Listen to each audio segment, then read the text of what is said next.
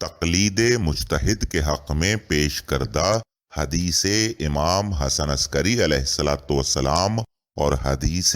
امام زمانہ علیہ الصلوۃ والسلام کے علاوہ یہ اصولی حضرات دو روایات اور بھی پیش کرتے ہیں جن میں براہ راست کسی تقلید و اطاعت کا تو کوئی ذکر نہیں ہے، لیکن البتہ ان میں سے ایک حدیث میں امام علیہ الصلوۃ والسلام نے اپنے ایک صحابی کو فتویٰ دینے کا حکم دیا ہے، اور دوسری روایت میں امام علیہ الصلوۃ والسلام نے جب اپنے ایک صحابی سے یہ پوچھا کہ کیا تم لوگوں کو فتوے دیتے ہو، تو انہوں نے کہا کہ جی ہاں، تو مولا نے اس پر خاموشی اختیار فرمائی۔ گویا امام علیہ الصلوۃ والسلام نے ان کے فتوے دینے پر بھی رضامندی کا اظہار فرمایا۔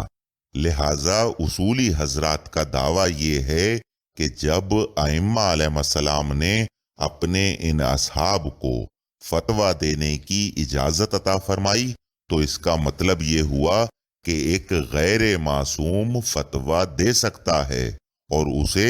مفتی کہنا بھی جائز ہے، اور نتیجتاً اس کی تقلید بھی جائز قرار پاتی ہے۔ اب آئیے ایک ایک کر کے ان دونوں روایات پر ایک نگاہ ڈالیں۔ اس سلسلے کی پہلی روایت حضرت امام محمد باقر علیہ الصلوۃ والسلام سے متعلق ہے کہ جہاں مولا نے اپنے ایک صحابی جناب ابان بن تغلب علیہ الرحمہ سے یہ ارشاد فرمایا کہ اجلس فی مسجد المدینہ وفد الناس، کہ مدینے کی مسجد میں بیٹھو اور لوگوں کو فتوے دو۔ فَإِنِّي أُحِبُّ أَن يَرَى فِي شِيَّتِي مِثْلُكَ، میں اپنے شیعوں میں تم جیسوں کو پسند کرتا ہوں۔ اب اس روایت کو دیگر علماء حضرات کی طرح ابو القاسم الخوئی نے بھی اپنی کتاب مصباح الاصول کی جلد 48 صفحہ 539 پر نقل کیا ہے، اور جیسا کہ فٹ پرنٹ میں دیکھا جا سکتا ہے کہ خوئی صاحب نے یہ روایت دراصل رجال نجاشی سے نقل کی ہے، اور اگر اس روایت کو براہ راست رجال نجاشی میں دیکھا جائے تو دو حیرت انگیز انکشافات ہوتے ہیں۔ پہلا یہ کہ شیخ نجاشی نے یہ روایت مکتب عامہ سے نقل کی ہے، کیونکہ اس روایت کا ذکر کرنے والے جناب بلازری کا تعلق مکتب اہل بیت علیہ السلام سے نہیں تھا، بلکہ ان کا شمار مکتب مخالفین کے مشہور و معروف مورخین میں ہوتا ہے۔ اور دوسری اہم بات یہ کہ اس روایت کی سند بھی منقطع ہے۔ آپ خود دیکھ سکتے ہیں کہ اس سلسلے میں صرف دو ہی نام مرقوم ہیں، ایک تو خود جناب ابان بن تغلب کا اور دوسرا جناب عطیہ اوفی کا، کہ جنہوں نے جناب ابان بن تغلب سے یہ روایت سنی۔ اب اس متعلق پہلا سوال تو یہ پیدا ہوتا ہے کہ جب کتب تواریخ کے مطابق جناب ابان بن تغلب اور جناب عطیہ اوفی ہم عصر ہی نہیں تھے، تو پھر ان دونوں کے درمیان ان روات کا ذکر کیوں نہیں ہے کہ جنہوں نے یہ روایت جناب ابان بن تغلب سے لے کر جناب عطیہ اوفی تک پہنچائی؟ اور دوسرا سوال وہی ہے کہ جو کم و بیش تمام ہی احادیث پر صادق آتا ہے، اور جس کا ذکر علم رجال کے ذیل میں کافی تفصیل کے ساتھ بیان بھی کر چکا ہوں، اور وہ یہ کہ یہ روایت جناب عطیہ اوفی سے شیخ نجاشی تک کیسے پہنچی؟ مطلب یہاں بھی کچھ روات نامعلوم اور نامذکور ہیں، اور اصول علم رجال کی روح سے جب تک کوئی روایت کسی کتاب کا حصہ نہ بن جائے اس وقت تک اسے بیان کرنے والے روات کا سلسلہ مسلسل ہونا چاہیے، ورنہ وہ روایت منقطع کہلاتی ہے۔ لہٰذا یہ روایت سند کے اعتبار سے دو مقامات پر منقطع ہے۔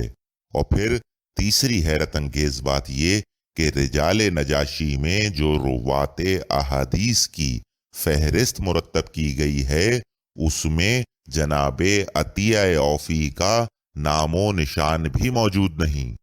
اب مجھے صرف اتنا بتائیے کہ کیا یہ مجتہدین خود اس حقیقت سے واقف نہیں کہ علم رجال کی روح سے جو روایت منقطع ثابت ہو اسے نہ تو بطور دلیل پیش کیا جا سکتا ہے اور نہ ہی اس کی بنا پر کوئی عقیدہ استوار کیا جا سکتا ہے؟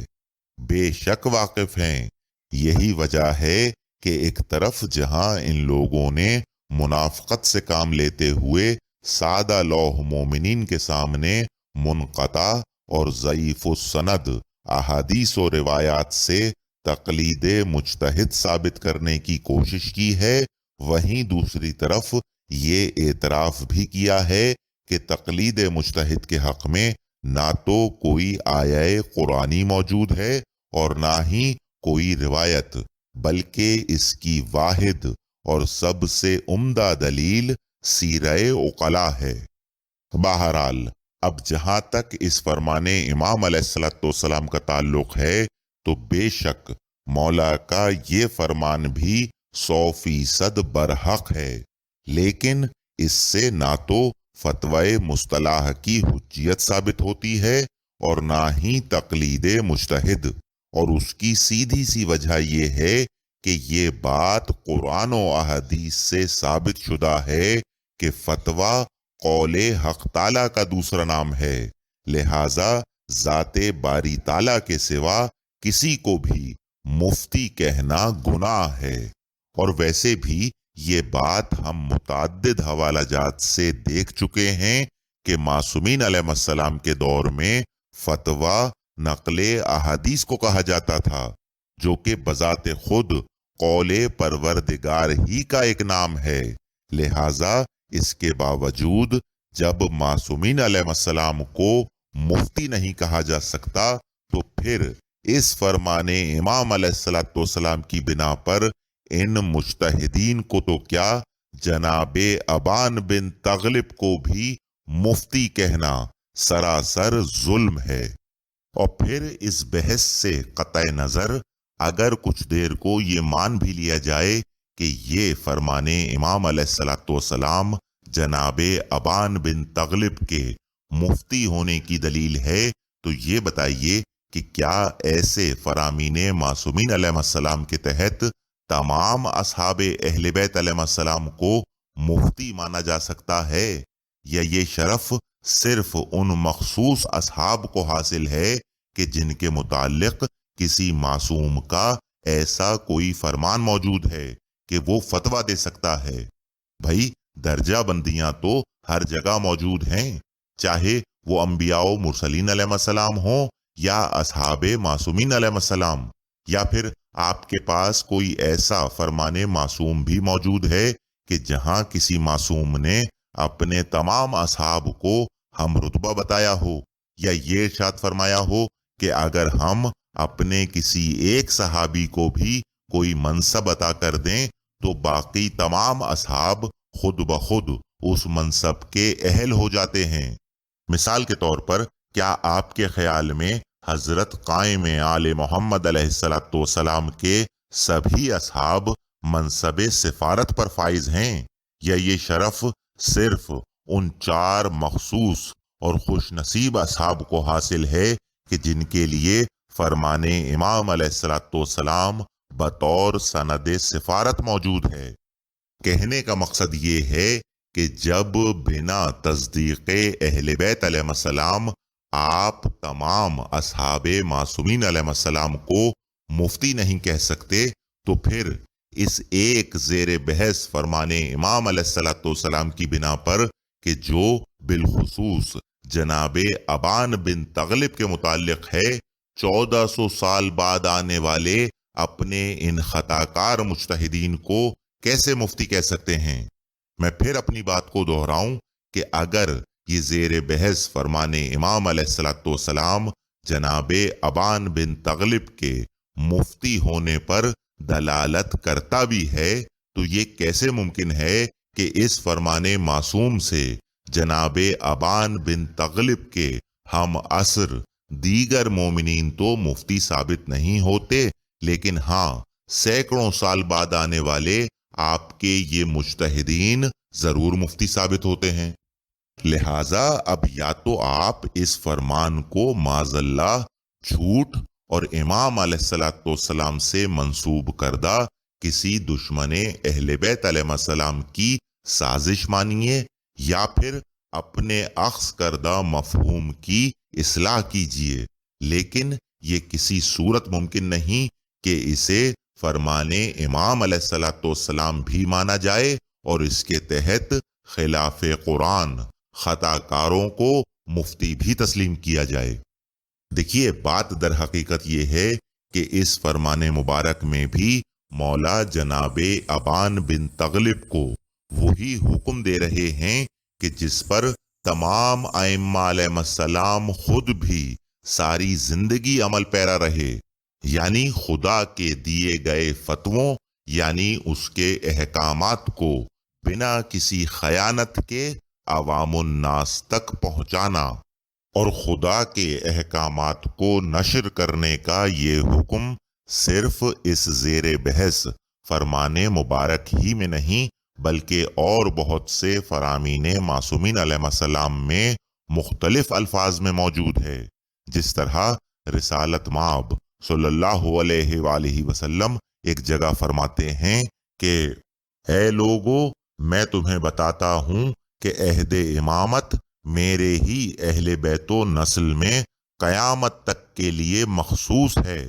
خدا نے مجھے جو حکم تبلیغ دیا تھا میں نے اچھی طرح تمہیں پہنچا دیا ہے، اور حاضر اور غائب سب کے لیے حجت ہے، اور جو لوگ اس وقت حاضر ہیں ان پر فرض ہے کہ وہ غائب تک پہنچائیں، اور ہر حاضر و غائب پر فرض ہے کہ وہ اس پیغام امامت کو پہنچاتا رہے، جو پیدا ہو چکا ہے اس پر بھی اور جو ابھی پیدا نہیں ہوا ہے اس پر بھی، یعنی والد پر فرض ہے کہ وہ اپنے فرزند کو پہنچاتا رہے اور یہ سلسلہ قطع نہ ہو۔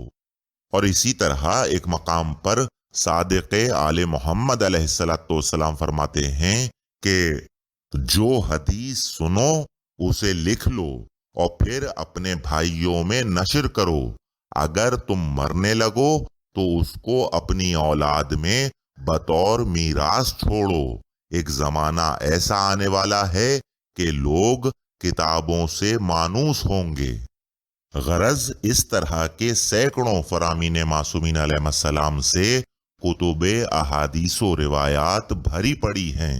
لہذا زیر بحث فرمان امام محمد باقر علیہ السلام میں ابان بن تغلب کے لیے ذاتی فتوے صادر کرنے کا کوئی اجازت نامہ ہرگز موجود نہیں اور ہو بھی نہیں سکتا، کیونکہ جیسا کہ میں نے عرض کیا کہ فتویٰ کسی شے کو حلال و حرام قرار دینے کا دوسرا نام ہے،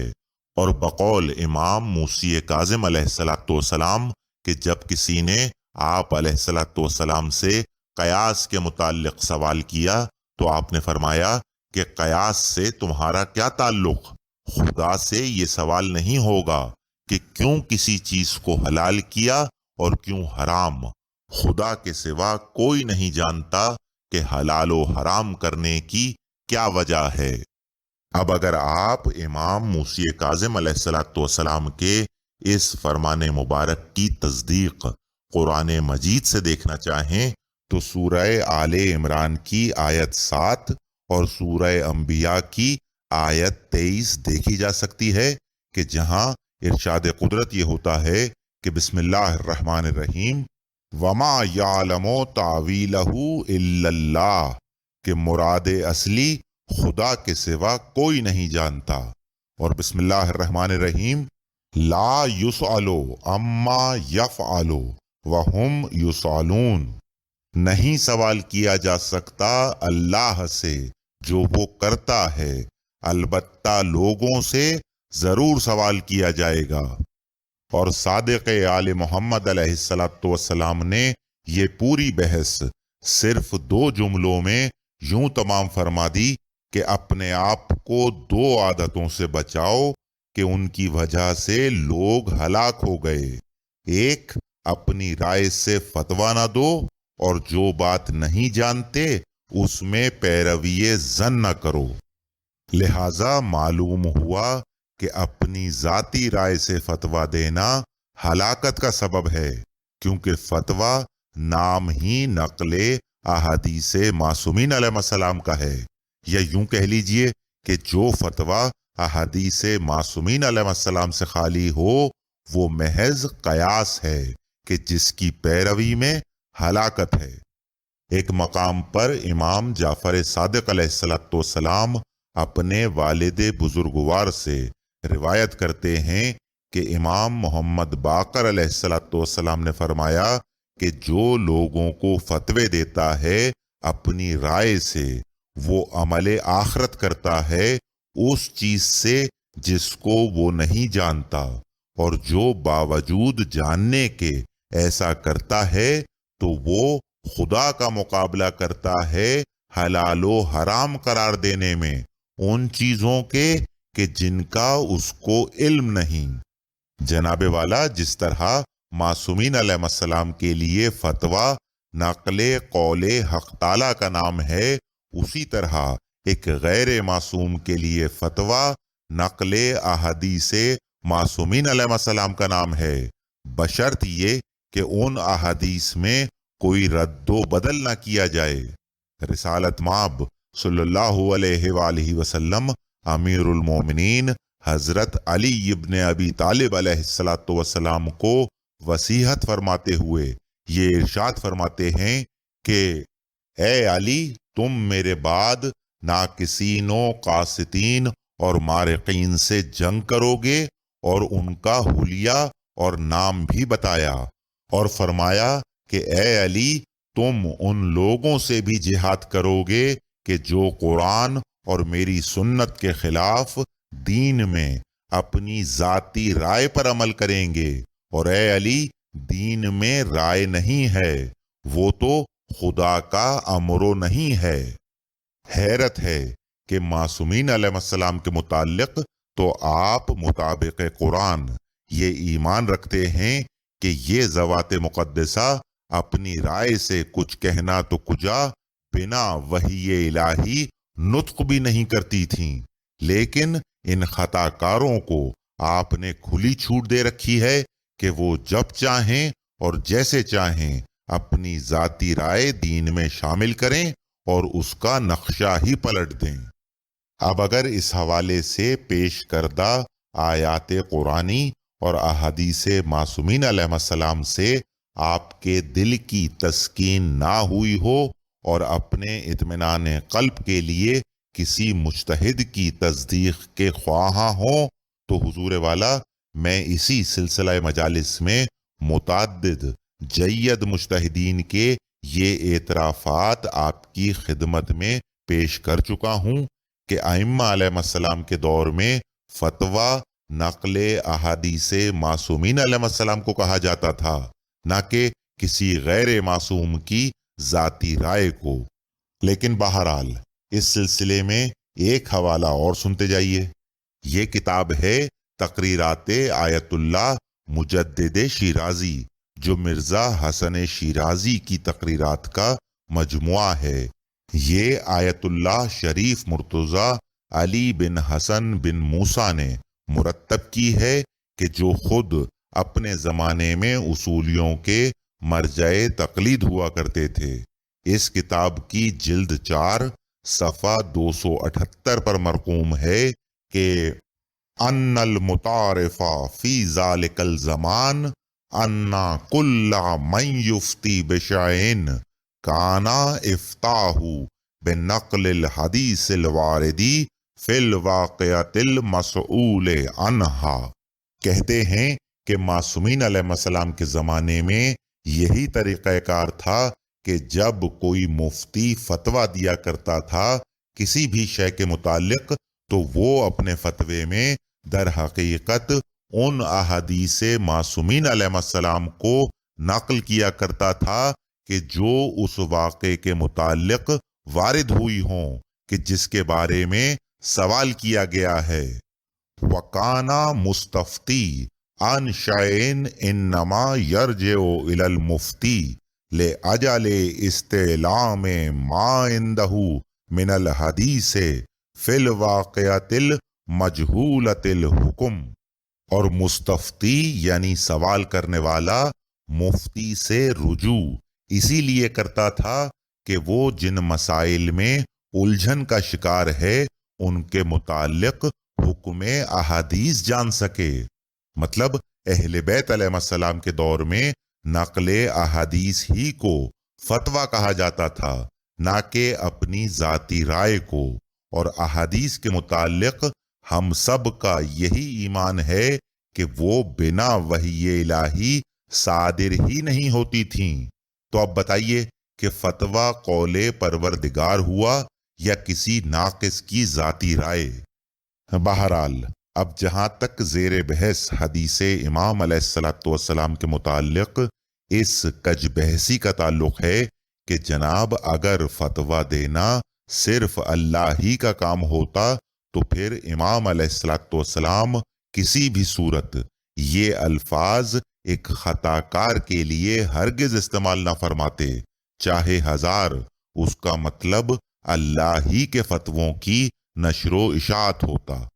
تو جناب اس اعتراض کا جواب میں پہلے ہی کافی تفصیل کے ساتھ دے چکا ہوں کہ امام علیہ السلام نے یہ الفاظ اپنے اصحاب کے لیے تو پھر بعد میں ارشاد فرمائے ہیں، پہلے تو خداوند عالم خود اپنی کتاب میں یہ الفاظ کفار کے لیے بیان کر چکا ہے۔ تو کیا آپ کے خیال میں معاذ اللہ کفار بھی مفتی کہلائے جانے کے حقدار ہو گئے اور انہیں بھی معاذ اللہ وہ اختیار حاصل ہو گیا کہ جو خدا نے اپنے سوا کسی معصوم کو بھی دینا گوارا نہیں کیا؟ جناب والا اس آیہ مبارکہ سے تو یہ بات اور بھی واضح ہو جاتی ہے کہ بنا احادیث معصومین علیہ السلام پیش کیے صرف اپنی ذاتی رائے سے فتویٰ دینے والے خدا کی نظر میں کافر ہیں۔ دیکھیے ایک بات اچھی طرح سمجھ لیجئے کہ کفار ہوں یا اہل بیت علیہ السلام کے القاب غصب کرنے والے دیگر دشمنان خدا، نہ تو ان کے کسی دعوے کی کوئی حیثیت ہے اور نہ ہی ان کے پیش کردہ دلائل کی۔ بات تب ہے کہ جب خدا کی نظر میں ان کا کوئی عمل یا کوئی دعویٰ قابل قبول ہو۔ بہرحال اب آئیے اس دوسری روایت کی طرف کہ جو بیان کردہ روایت ابان بن تغلب ہی کی ایک مماثل روایت ہے کہ جہاں صادق آل محمد علیہ السلام اپنے ایک صحابی جناب معاذ بن مسلم سے یہ فرماتے ہیں کہ مجھے خبر ملی ہے کہ تم مسجد میں بیٹھ کر لوگوں کو فتوے دیتے ہو۔ تو جناب معاذ اس سوال کا مثبت جواب دیتے ہیں اور بقول اصولیوں کے امام علیہ السلام جناب معاذ کے اس جواب پر خاموشی اختیار فرماتے ہیں، گویا امام علیہ السلام نے معاذ بن مسلم کے اس عمل پر رضامندی کا اظہار فرمایا، اور یوں غیر معصوم کا فتویٰ بھی حجت ثابت ہو گیا اور اس کی تقلید بھی۔ اب اول تو حسب عادت یہ اصولی علماء اس روایت کو بھی پورا بیان نہیں کرتے، اور دوسری بات یہ کہ جن الفاظ میں یہ روایت ممبروں سے بیان کی جاتی ہے اس میں ایک بہت بڑا جھوٹ یہ موجود ہے کہ مولا نے جناب معاذ بن مسلم کے اس جواب پر خاموشی اختیار فرمائی، جبکہ مولا نے جناب معاذ بن مسلم کے فتویٰ دینے پر رضامندی کا اظہار تو ضرور فرمایا، لیکن خاموشی ہرگز اختیار نہیں فرمائی، بلکہ مولا نے جناب معاذ بن مسلم کو وہ شاندار جواب دیا کہ اگر اس روایت کو پورا نہ بھی پڑھا جائے تو وہ جواب ہی اس حقیقت پر ایک لازوال دلیل ہے کہ اس روایت کا تقلید مجتہد اور فتوی مصطلح سے دور دور کا کوئی واسطہ نہیں۔ مزید یہ کہ اگر اس روایت کو پورا پڑھنے کی زحمت کر لی جائے تو یہ حقیقت بھی سورج کی طرح واضح ہو جائے کہ نہ صرف اس روایت میں بلکہ اس سے قبل بیان کی جانے والی روایت ابان بن تغلب میں بھی لفظ فتویٰ سے مراد صرف اور صرف نقل احادیث معصومین علیہ السلام ہی ہے، نہ کہ کسی غیر معصوم کا فتوی بالرائے۔ شیخ حسن طوسی علیہ الرحمہ نے اس پوری حدیث مبارکہ کو بمع اسناد اپنی مشہور تالیف اختیار و معرفت رجال المعروف رجال کشی کے صفحہ 217 پر جناب معاذ بن مسلم کے باب میں نقل کیا ہے کہ جہاں معاذ بن مسلم روایت کرتے ہیں کہ میں صادق آل محمد علیہ السلام کی خدمت میں حاضر ہوا تو مولا نے مجھ سے پوچھا کہ بلغنی انکا تقعد فی جامع فتفتی الناس، مجھے خبر ملی ہے کہ تم مسجد میں بیٹھتے ہو اور لوگوں کو فتویٰ دیتے ہو۔ قالا قلت نعم، جناب معاذ نے جواب دیا کہ جی ہاں میں یہی کرتا ہوں۔ وقد اردت ان اسألک عن ذلک قبل ان اخرج، اور میرا ارادہ تھا کہ میں آپ سے اس بارے میں پوچھ لوں قبل اس کے کہ میں یہاں سے جاؤں۔ انی اقعد فی المسجد فیجیء الرجل یسألونی عن الشیء، میں مسجد میں بیٹھتا ہوں اور لوگ مجھ سے سوال کرتے ہیں۔ فَإِذَا عَرَفْتُهُ بِالْخِلَافِ لَكُمْ أَخْبَرْتُهُ بِمَا يَقُولُونَ، اگر میں سوال کرنے والے کو پہچان جاؤں کہ یہ مخالفین میں سے ہے تو میں اسے انہی کے اقوال یعنی انہی کے عقائد کے مطابق جواب دیتا ہوں، مطلب تقیے سے کام لیتا ہوں، کیونکہ ظاہری سی بات ہے کہ وہ ظلم و جبر کا ایسا دور تھا کہ جہاں نقل احادیث جرم سمجھا جاتا تھا۔ وَيَجِيءُ الرَّجُلُ عَارِفُهُ بِمُحِبِّكُمْ أَوْ مَوَدَّتِكُمْ فَأَخْبِرُهُ بِمَا جَاءَ عَنْكُمْ، اور جب سوال کرنے والے کے متعلق میں یہ جانتا ہوں کہ وہ آپ کی محبت اور مودت رکھتا ہے تو میں اسے وہ خبر یعنی وہ احادیث سناتا ہوں کہ جو آپ اہل بیت علیہ السلام سے صادر ہوئی ہیں۔ وَيَجِيءُ الرَّجُلُ لَا عَارِفُهُ وَلَا أَدْرِي مَنْ هُ، اور جب میں سوال کرنے والے شخص کی معرفت نہیں رکھتا اور یہ نہیں جانتا کہ وہ کون ہے، مطلب شیعہ ہے یا غیر شیعہ، تو میں کیا کرتا ہوں؟ فَأَقُولُ جَاءَ فُلَانًا كَذَا وَجَاءَ فُلَانًا كَذَا، تو پس میں ایسے شخص سے کہتا ہوں کہ فلاں نے اس بارے میں یہ کہا ہے اور فلاں نے اس بارے میں یہ کہا ہے، مطلب میں اس کے سامنے مختلف مکاتب فکر کے نظریات رکھ دیتا ہوں۔ فَأُدْخُلُوا قَوْلَكُمْ فِي مَا بَيْنَ ذَلِكَ، اور اسی کے درمیان میں آپ اہل بیت علیہ السلام کے فرامین بھی داخل کر دیتا ہوں۔ سبحان اللہ، کیا خوبصورت انداز ہے تقیے کا کہ اگر وہ سوال کرنے والا شیعہ ہوا تو وہ فرامین معصومین علیہ السلام سے رہنمائی حاصل کر لے گا، اور اگر وہ غیروں میں سے ہوا تو وہ اپنے مکتب کا نظریہ لے لے گا۔ اب اس کے آگے مولا کا وہ جواب ہے کہ جو آپ علیہ السلام نے جناب معاذ بن مسلم کو دیا، لیکن قبل اس کے کہ میں وہ جواب آپ حضرات کی خدمت میں پیش کروں، ایک لمحے کو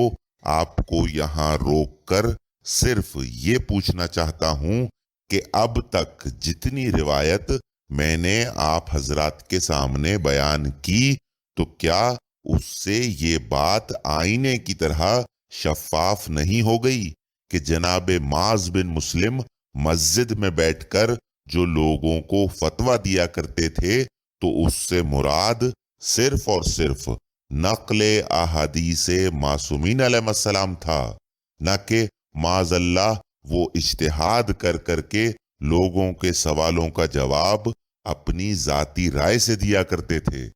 مطلب شرم آنی چاہیے ان اصولیوں کو کہ یہ لوگ جان بوجھ کر قرآن و احادیث کو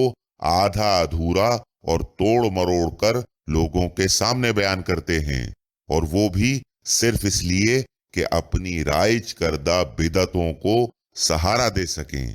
کیا یہ لوگ اس اعلان پروردگار سے لا علم ہیں کہ یقیناً جو لوگ ہمارے نازل کردہ واضح احکامات اور ہدایت کو چھپاتے ہیں بعد اس کے کہ ہم انہیں لوگوں کے لیے اس کتاب مبین میں کھول کھول کر بیان کر چکے ہیں، تو ان لوگوں پر اللہ بھی لعنت کرتا ہے اور تمام لعنت کرنے والے بھی لعنت کرتے ہیں۔ دیکھیے، حقیقت یہ ہے کہ جناب معاذ بن مسلم کی یہ روایت جناب ابان بن تغلب کی روایت پر بھی یہ دلیل قائم کر دیتی ہے کہ جناب ابان بن تغلب بھی مسجد میں بیٹھ کر اجتہاد نہیں کیا کرتے تھے، بلکہ وہ بھی جناب معاذ بن مسلم کی طرح لوگوں کے مسائل کا حل صرف اور صرف احادیث معصومین علیہ السلام ہی سے بیان کیا کرتے تھے۔ مزید یہ کہ بالفرض اگر جناب ابان بن تغلب اور جناب معاذ بن مسلم اجتہاد کیا کرتے تھے اور لوگوں کو اپنے ظن و گمان سے فتوے دیا کرتے تھے، اور ائمہ علیہ السلام معاذ اللہ ان کی تائید بھی فرما دیا کرتے تھے، تو مجھے یہ بتائیے کہ پھر حضرت امام جعفر صادق علیہ السلام نے ابو حنیفہ کو یہی کام کرنے سے کیوں منع فرمایا؟ بھائی، ابو حنیفہ بھی تو اجتہاد کر کر کے لوگوں کو فتوے دیا کرتا تھا، اور کتب احادیث میں روایت ابو حنیفہ بھی بالکل انہی الفاظ میں مذکور ہے کہ ایک روز ابو حنیفہ امام جعفر صادق علیہ السلام کے پاس آیا تو حضرت نے فرمایا کہ اے ابو حنیفہ، مجھے خبر ملی ہے کہ تم قیاس کرتے ہو۔ اس نے کہا کہ جی ہاں۔ مولا نے فرمایا کہ دیکھو، قیاس نہ کیا کرو، کیونکہ سب سے پہلے ابلیس ملعون نے قیاس کیا تھا۔ مطلب مجھے سمجھائیے تو صحیح کہ جب اجتہاد کے متعلق تمام ہی مجتہدین اس بات پر متفق ہیں کہ یہ ظن و گمان کا دوسرا نام ہے، تو پھر جب اسی ظن و گمان سے ابو حنیفہ فتوے دیا کرتا تھا تو مولا نے اسے عمل شیطان مردود کیوں قرار دیا؟ مطلب کیا ابو حنیفہ مسلمان نہیں تھا کہ جو قرآن و احادیث پر ایمان رکھتا ہو؟ اگر تھا تو وہ بھی تو قرآن و احادیث ہی سے مسائل کا حل استنباط کیا کرتا تھا، تو پھر معاذ اللہ امام علیہ السلام کے احکامات میں یہ فرق کیوں کہ مولا ایک کو فتویٰ دینے کا حکم دے رہے ہیں اور دوسرے کو اس سے یہ کہہ کر روک رہے ہیں کہ ایسا نہ کرو کیونکہ یہ عمل شیطان مردود ہے؟ لہٰذا ماننا پڑے گا کہ ابو حنیفہ ہو یا آپ کے یہ مجتہدین، کسی کے لیے بھی یہ جائز نہیں کہ وہ اجتہاد سے کام لے کر اپنی ذاتی رائے سے فتوے دیتا پھرے، کیونکہ دین الہی میں اس کی کوئی گنجائش نہیں۔ اسی لیے رسول خدا صلی اللہ علیہ وآلہ وسلم نے امیر المومنین علیہ السلام سے یہ فرمایا تھا کہ اے علی، دین میں رائے نہیں ہے، وہ تو خدا کا امر نہیں ہے۔ لہٰذا معلوم ہوا کہ جناب ابان بن تغلب اور جناب معاذ بن مسلم یا دیگر اصحاب معصومین علیہ السلام نہ تو اجتہاد کیا کرتے تھے اور نہ ہی اپنی ذاتی رائے سے فتوے دیا کرتے تھے، بلکہ اس دور میں چونکہ فتویٰ نقل احادیث معصومین علیہ السلام کو کہا جاتا تھا۔ اسی لیے جناب معاذ بن مسلم کی دی گئی وضاحت پر صادق آل محمد علیہ السلام نے نہ صرف ان سے رضامندی کا اظہار فرمایا بلکہ واضح الفاظ میں یہ تاریخ ساز الفاظ ارشاد فرمائے کہ اسنا قضا فإنی قضا اسنا، کہ بس ایسے ہی کرتے رہو اور میں خود بھی یہی کرتا ہوں۔ اللہ اکبر، اللہ اکبر۔ اب اگر یہ اصولیوں کی منافقت اور دشمنی حق نہیں تو پھر کیا ہے کہ ایک طرف تو وہ جناب معاذ بن مسلم کے اس عمل کو ان کا اجتہاد قرار دے کر نہ صرف انہیں مفتی قرار دیتے ہیں بلکہ اسی روایت کی آڑ میں اپنے مجتہدین کو بھی مفتی قرار دیتے ہیں اور ان کی تقلید کا پرچار کرتے گھومتے ہیں۔ لیکن جب یہی کام ائمہ معصومین علیہ السلام کرتے دکھائی دیتے ہیں تو یہ لوگ نہ تو انہیں مجتہد تسلیم کرتے ہیں اور نہ ہی ان کی تقلید کو جائز مانتے ہیں۔ بہرحال اب آئیے ایک نظر مجتہدین کی ان آراء پر بھی ڈالیں کہ جو وہ بیان کردہ ان دونوں روایات کے متعلق دے گئے ہیں۔ یہ ہے ابو القاسم الخوئی کے استاد شیخ محمد حسین اصفہانی کی کتاب نہایت الدرایا فی شرح کفایہ، جس کا شمار آخوند خراسانی کی کتاب کفایت الاصول کی بہترین شروع میں کیا جاتا ہے۔ آپ اس کتاب کی جلد سوم صفحہ 466 پر روایت ابان بن تغلب اور روایت معاذ بن مسلم دونوں کے متعلق یہ لکھتے ہیں کہ وَأَمَّا الْأَخْبَارُ الدَّالَّةُ عَلَى جَوَازِ الْإِفْتَاءِ وَالْإِسْتِفْتَاءِ فَهِيَ وَإِنْ كَانَتْ أَحْسَنَ مَا فِي الْبَابِ، کہتے ہیں کہ وہ اخبار یعنی وہ احادیث کہ جو جواز فتویٰ اور استفتاء پر دلالت کرتی ہیں وہ اس باب میں بہترین حوالے ہیں۔ کس باب میں؟ تقلید مجتہد کے باب میں۔ مطلب اگر تقلید مجتہد کو احادیث کی روح سے ثابت کرنا ہو تو ہمارے پاس ان احادیث سے بہتر اور کوئی حوالے نہیں۔ کن احادیث سے بہتر؟ وہی دو احادیث کہ جو میں نے آپ کی خدمت میں بیان کی، ایک روایت ابان بن تغلب اور دوسری روایت جناب معاذ بن مسلم۔ لیکن شیخ اصفہانی اس کے آگے خود یہ لکھتے ہیں کہ الا ان الافتاء حیث کان فی الصدر الاول بنقل الخبر،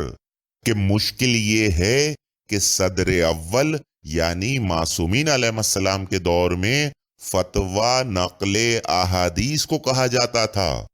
جناب والا یہ کسی اخباری کا نہیں بلکہ استاد المجتہدین ابو القاسم الخوئی کے استاد کا اعتراف ہے کہ ائمہ علیہ السلام کے زمانے میں فتوے سے مراد نقل احادیث تھا، نہ کہ دور حاضر میں رائج فتوی مصطلح کہ جو مجتہد کی ذاتی رائے کو کہا جاتا ہے۔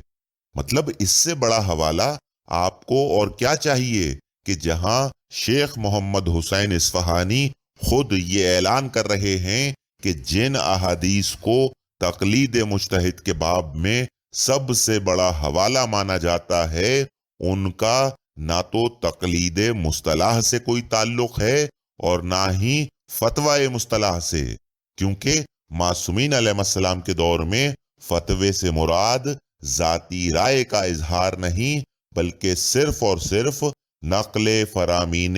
معصومین علیہ السلام تھا۔ اور پھر شیخ اصفہانی اپنی اس بات کو دہراتے ہیں کہ وَقَانَ نَشْرُ الْأَحْكَامِ فِي زَمَنِ النَّبِيِّ وَالْإِمَامِ علیہم السلام بِنَقْلِ الْأَخْبَارِ وَالْآثَارِ لا بِأَعْمَالِ الرَّائِ وَالنَّظَرِ۔ کیونکہ نبی اکرم صلی اللہ علیہ وآلہ وسلم اور ائمہ اہل بیت علیہ السلام کے زمانے میں نشر احکامات نقل احادیث کے ذریعے ہوتا تھا، نہ کہ ذاتی رائے اور نظر کے ذریعے۔ اور آخر میں کہتے ہیں کہ فَلِذَا لَا تَدُلُّ إِلَّا عَلَى حُجِّيَّةِ الْخَبَرِ فَتَدَبُّرْ، لہٰذا اگر غور کیا جائے تو یہ لفظ فتویٰ سوائے حجیت احادیث کے کسی چیز پر دلالت نہیں کرتا۔ اور پھر اسی کتاب کے صفحہ 472 پر عقیدہ تقلید مصطلح کے متعلق شیخ اصفہانی مزید لکھتے ہیں کہ نام یمکن الخدشات فی الاطلاق من وجیہین، کہ جن اطلاقات پر تقلید مجتہد کا دار و مدار ہے اس کے دو واضح رد ہیں۔ احدہما، ان میں سے ایک یہ ہے کہ ان مورد الاطلاقات ہے الروایہ دون الفتویٰ، کہ جن حوالہ جات کو آپ تقلید مجتہد کے حق میں پیش کرتے ہیں وہ در حقیقت قبول روایات کے متعلق ہیں، نہ کہ فتوی مصطلح یعنی مجتہدین کی ذاتی رائے کے متعلق۔ بل قد عرفت ان ما فیہ مادۃ الافتاء والاستفتاء غیر ظاہر فی الفتوی المصطلح علیہا المتقومہ بأعمال الرائے والنظر، بل مادتها حتی بلسان الشرع ذالک۔ اور جیسا کہ پہلے ہم نے بیان کیا کہ مادہ فتویٰ اور استفتاء یعنی لفظ فتویٰ اور استفتاء جن احادیث میں وارد ہوا ہے تو اس سے مراد وہ اصطلاحی فتویٰ ہرگز نہیں ہے کہ جو آج موجود ہے، کہ جس میں مفتی کی ذاتی رائے اور نظر پر عمل کیا جاتا ہے، بلکہ اس مادہ فتویٰ سے مراد وہی ہے کہ جو ہم نے بیان کیا، یعنی نقل احادیث معصومین علیہ السلام۔ آگے لکھتے ہیں کہ مضافاً ان الافتاء فی الصدر الاول فی مقام نشر الاحکام کانا بنقل الروایات لا باظہار الرائے والنظر، کہ صدر اول یعنی اہل بیت علیہ السلام کے دور میں فتویٰ دینا نشر احکامات تھا، یعنی لوگوں تک احکامات الہی پہنچانا، اور یہ کام بذریعہ نقل احادیث ہوا کرتا تھا، نہ کہ ذاتی رائے اور ذاتی نظریے کو بیان کرنے سے۔ بجعل الروایات المحکیہ مستنداً لرائے، کیونکہ روایات ذاتی رائے سے زیادہ مستند ہوتی ہیں۔ مطلب آپ جو فتوی مصطلح کو معصومین علیہ السلام کے دور میں رائج فتاوی سے ملا رہے ہیں اور ان احادیث کو اپنی تقلید کے حق میں پیش کر رہے ہیں کہ جن میں لفظ فتویٰ وارد ہوا ہے، تو یہ سراسر ظلم ہے، کیونکہ فتوی مصطلح کی بنیاد مجتہدین کی ذاتی رائے اور ان کے ذاتی نظریات پر مشتمل ہوتی ہے، جبکہ ائمہ علیہ السلام کے دور میں فتویٰ نقل احادیث کو کہا جاتا تھا، اور بے شک احادیث کسی بھی ذاتی رائے سے زیادہ معتبر اور مستند ہیں۔ اور پھر آخر میں شیخ اصفہانی لکھتے ہیں کہ وَعَلَيْهِ فِي الْإِطْلَاقَاتِ غَيْرُ مُتَكَلِّفَةٍ لِحَالِ الْفَتْوَى حَتَّى يُتَمَسِّكْ بِإِطْلَاقِهَا، لہٰذا تقلید مجتہد کے حق میں جو اطلاقات بیان کیے جاتے ہیں ان کا تقلید مجتہد اور فتوی مصطلح سے کوئی تعلق ہی نہیں ہے کہ جن کا ان موجودہ فتووں پر کوئی اطلاق قائم ہو سکے۔ مطلب خدا کے واسطے یہ تو سوچئے کہ جب معصومین علیہ السلام کے زمانے میں مکتب تشیع میں اجتہاد ہی کا کوئی نام و نشان موجود نہیں تھا، تو پھر مجتہد کیسے اور ان کی ذاتی رائے کی تقلید کیا؟ مطلب جس بدعت کو آپ دور حاضر میں برحق ثابت نہیں کر سکتے، اسے آپ ائمہ علیہ السلام کے دور میں کیا خاک ثابت کریں گے؟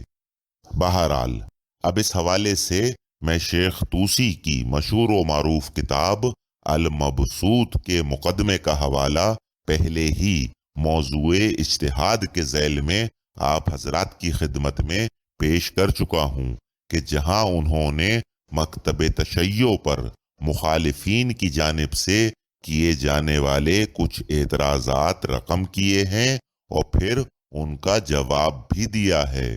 اب ذرا ایک بار شیخ طوسی کے اس مقدمے کو پھر پڑھ لیتے ہیں کہ جو بیان کردہ حقائق کی ایک بے نظیر دلیل ہے، کیونکہ شیخ طوسی کوئی معمولی نام نہیں، بلکہ یہ موصوف نہ صرف اصولیوں کے سب سے بڑے رہنما تصور کیے جاتے ہیں، بلکہ کتب اربع میں سے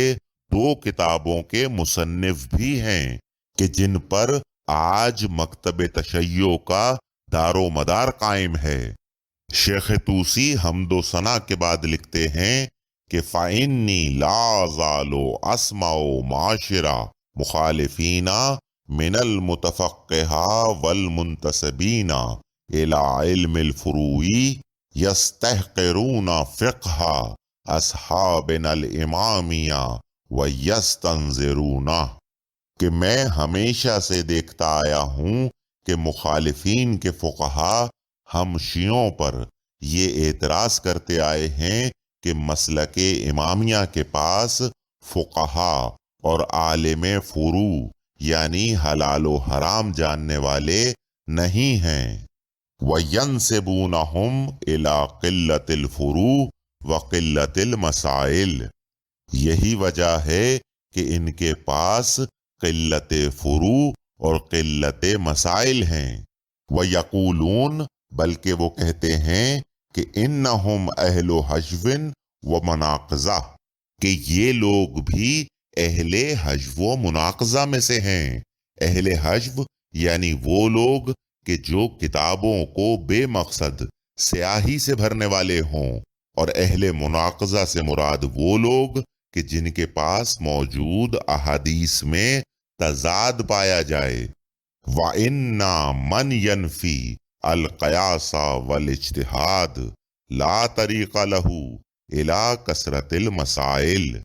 کیونکہ جب یہ لوگ قیاس و اجتہاد ہی کو نہیں مانتے تو ظاہری سی بات ہے کہ اکثر مسائل حل ہی نہیں ہو پائیں گے۔ وَلَا التَّفْرِيعُ عَلَى الْأُصُولِ، گویا ان کے پاس علم اصول ہی نہیں ہے کہ جس کی بنا پر یہ مسائل فروع کو حل کر سکیں۔ لِأَنَّ جُلَّ ذَلِكَ وَجَمْهُورَهُ مَأْخُوذٌ مِنْ هَذَيْنِ الطَّرِيقَيْنِ، کیونکہ حلال و حرام کے مسائل انہی طریقوں سے حل کیے جاتے ہیں۔ اب مخالفین کے ان اعتراضات کا جواب شیخ طوسی ان الفاظ میں دیتے ہیں کہ وَهَذَا جَهْلٌ مِّنْهُمْ بِمَذَاهِبِنَا وَقِلَّةُ تَأَمُّلِ الْأُصُولِنَا۔ شیخ طوسی کہتے ہیں کہ مکتب عامہ کا یہ اعتراض در حقیقت ان کا جہل ہے، کیونکہ وہ ہماری اصل یعنی احادیث کو قلیل یعنی ناکافی سمجھتے ہیں۔ وَلَوْ نَظَرُوا فِي أَخْبَارِنَا وَفِقْهِنَا لِعَالِمُوا أَنَّ جُلَّ مَا ذَكَرُوهُ مِنَ الْمَسَائِلِ مَوْجُودٌ فِي أَخْبَارِنَا وَمَنْصُوصٌ عَلَيْهِ تَلْوِيحًا عَنْ أَئِمَّتِنَا عَلَيْهِمُ السَّلَامُ، جبکہ اگر یہ ہماری احادیث اور علوم فقہ، یہاں فقہ سے مراد فقہ جعفریہ ہے نہ کہ فقہ مجتہدین، لہذا علوم فقہ بھی احادیث ہی کا دوسرا نام ہے کہ اگر یہ لوگ ہماری احادیث اور علوم فقہ کی کتابوں سے آگاہ ہوتے تو یہ جان لیتے کہ وہ جن مسائل کا طعنہ ہمیں دے رہے ہیں وہ تمام کے تمام ہمارے پاس بصورت اقوال ائمہ علیہم السلام بکثرت موجود ہیں۔ الذین قولہم فی حجتی یجری مجرا قول النبی صلی اللہ علیہ وآلہ وسلم، وہ ائمہ علیہم السلام کہ جن کا قول منہ بمنہ حرف بحرف اسی طرح حجت ہے کہ جس طرح نبی اکرم صلی اللہ علیہ وآلہ وسلم کا قول حجت ہے، اما خصوصاً او عموماً او تصریحاً او تلویحاً۔ اور ان اقوال معصومین علیہ السلام میں یہ تمام مسائل اور یہ تمام احکامات یا تو بالخصوص موجود ہیں یا بالعموم، یا تو تصریحاً یعنی وضاحت کے ساتھ انہیں بیان کیا گیا ہے یا پھر ان کی طرف اشارہ موجود ہے۔ مطلب شیخ طوسی کے بقول اس دور میں مکتب اہل بیت علیہ السلام میں اجتہاد حرام تھا، کیونکہ جب تمام مسائل کا حل احادیث معصومین علیہ السلام میں موجود ہے تو اجتہاد کے نام پر ذاتی رائے سے مسائل کا حل نکالنے کی کوئی تک ہی نہیں بنتی۔ اور پھر شیخ طوسی کے اسی مقدمے کے حوالے سے آیت اللہ العظمیٰ شیخ ناصر مکارم شیرازی اپنی کتاب انوار الاصول کی جلد دوم صفحہ 369 پر لکھتے ہیں کہ اذا لاحظنا دیدنا قدمائے اصحابنا فإنه کانا علی التعبد بالرجوع الی الاخبار۔ کہتے ہیں کہ ہمارے قدیم علماء کا یہی طریقہ کار تھا کہ وہ احادیث کی طرف رجوع کرنے پر اصرار کیا کرتے تھے۔ والافتاء علی وفق متون الروایات حتی کانوا مورزین عن النقل بالمعنی الا بمقدار ثبت جوازہ فی نقل الروایہ۔ اور جب کبھی وہ فتویٰ دیتے تھے تو وہ احادیث کے معنی نہیں بلکہ اصل احادیث کے الفاظ جوں کہ تو نقل کیا کرتے تھے۔ مطلب وہی بات کہ ذاتی رائے کو فتویٰ کہنا تو کجا، آپ اگر مطابق احادیث بھی کوئی بات اپنے الفاظ میں کہیں تو اسے بھی فتویٰ نہیں کہا جا سکتا، بلکہ فتویٰ صرف اور صرف اصل احادیث معصومین علیہ السلام نقل کرنے کو کہا جاتا ہے۔ اور پھر اس کے آگے جناب مکارم شیرازی کہتے ہیں کہ وَيَشْهَدُ عَلَى هَذَا مَا وَرَدَ فِي مُقَدِّمَةِ کتاب المبسوط لشیخ الطائفہ علیہ الرحمہ، کہ میری اس بات پر شہادت شیخ طوسی علیہ الرحمہ کی کتاب المبسوط کا مقدمہ ہے۔ وہ مزید لکھتے ہیں کہ الذی کانت لسیدنا الاستاذ البروجردی علیہ الرحمہ عنایت خاصۃ بہا،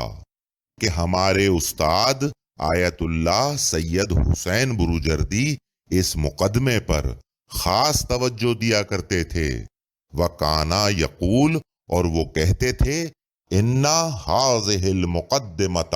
تمثل لنا الجو الفکریہ والاجتماعی الموجود فی عصر الشیخ طوسی علیہ الرحمہ، کہ شیخ طوسی نے اس مقدمے میں اس وقت کے علماء کا حقیقی طریقہ کار بیان کیا ہے کہ اس وقت صرف اور صرف احادیث معصومین علیہ السلام پر عمل کیا جاتا تھا۔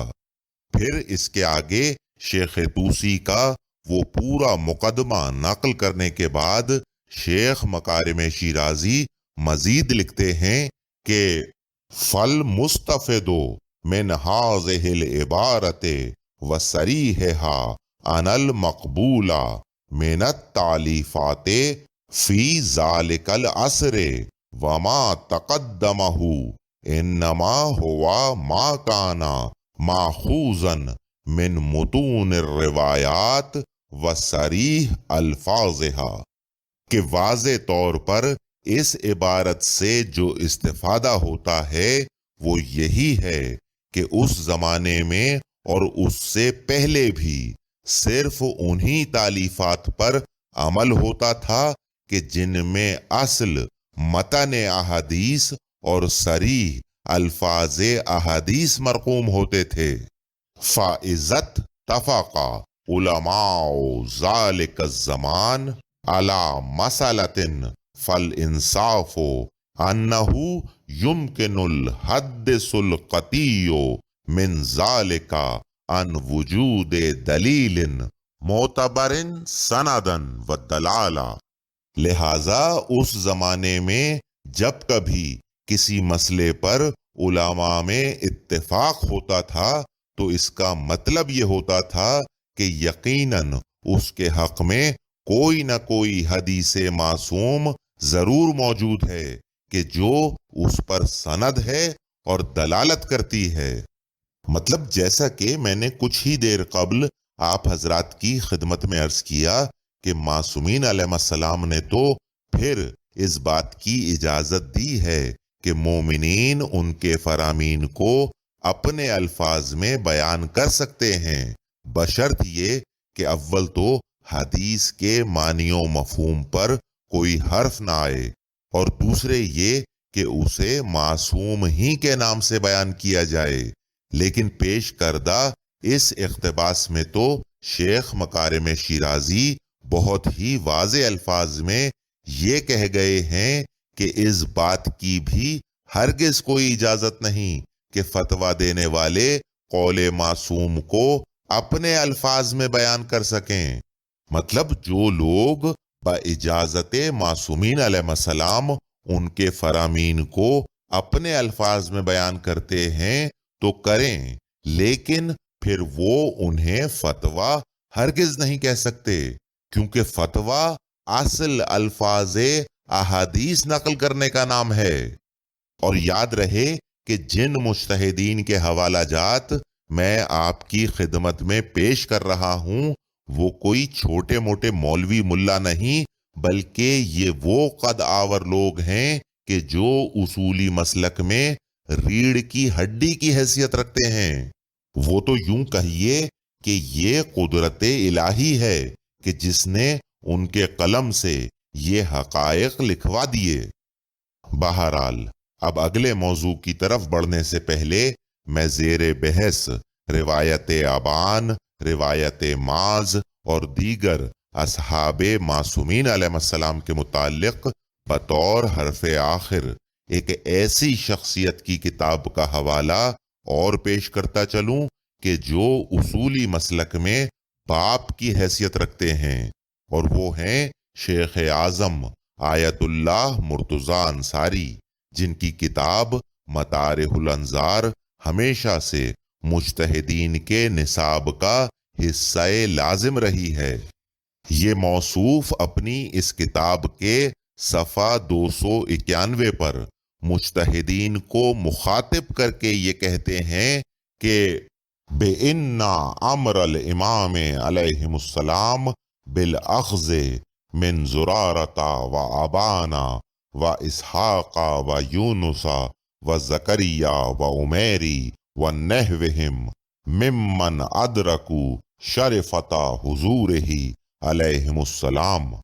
کہتے ہیں کہ ائمہ علیہ السلام نے جو یہ حکم دیا ہے کہ زرارہ سے، ابان سے، اسحاق سے، یونس سے، زکریا سے، عمیری سے اور ان جیسے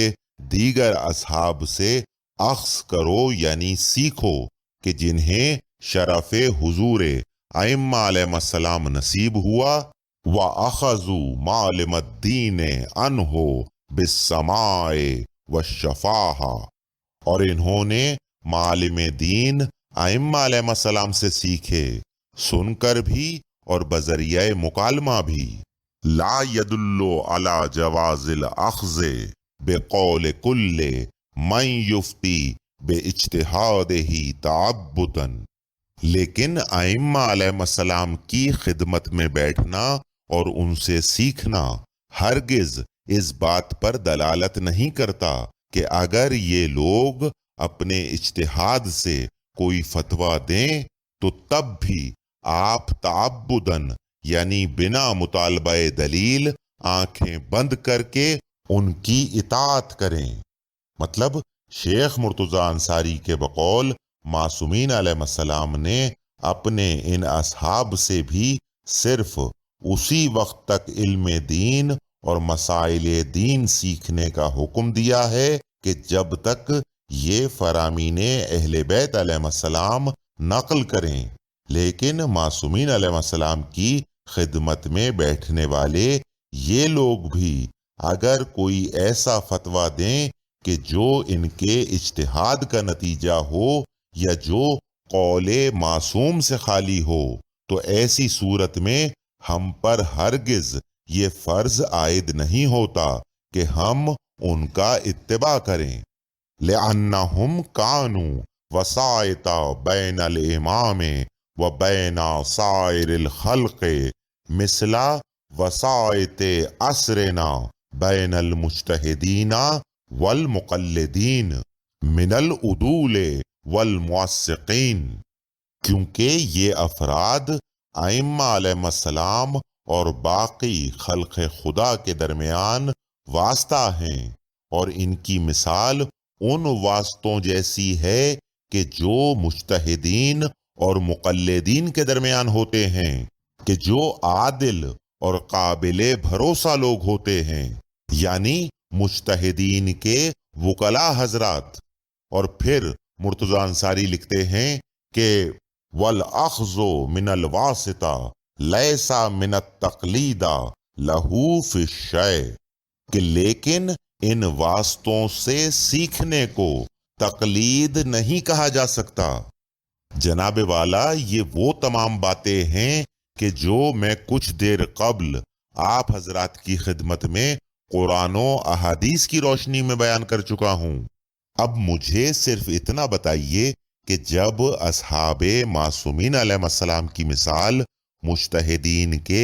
وکلاء کی سی ہے، تو کیا یہ وکلاء اپنی ذاتی رائے سے مومنین کو کوئی جواب دینے کا اختیار رکھتے ہیں، یا ان کا کام صرف اور صرف مجتہدین کے فتاویٰ کو جوں کا توں عوام کے حوالے کر دینا ہے؟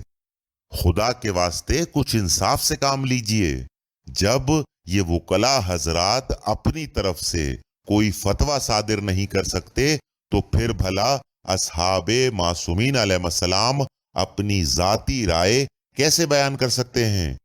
اور بقول آیت اللہ مرتضیٰ انصاری ان جلیل القدر لوگوں کی بھی تقلید جائز نہیں کہ جو ائمہ علیہ السلام کی خدمت میں بیٹھا کرتے تھے، تو پھر بھلا آج کے ان مجتہدین کو اس منصب کا اہل قرار دینا کہاں کی شرافت ہے؟